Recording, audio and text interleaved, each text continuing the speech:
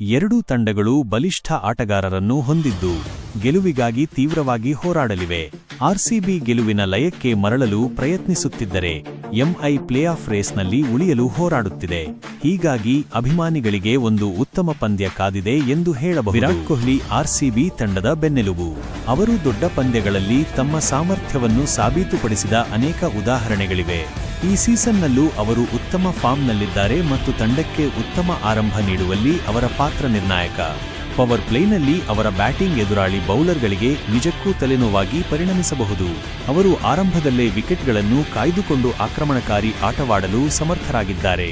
ಇದು ಮಧ್ಯಮ ಕ್ರಮಾಂಕದ ಬ್ಯಾಟ್ಸ್ಮನ್ಗಳಿಗೆ ಉತ್ತಮ ಅಡಿಪಾಯವನ್ನು ಹಾಕಿಕೊಡುತ್ತದೆ.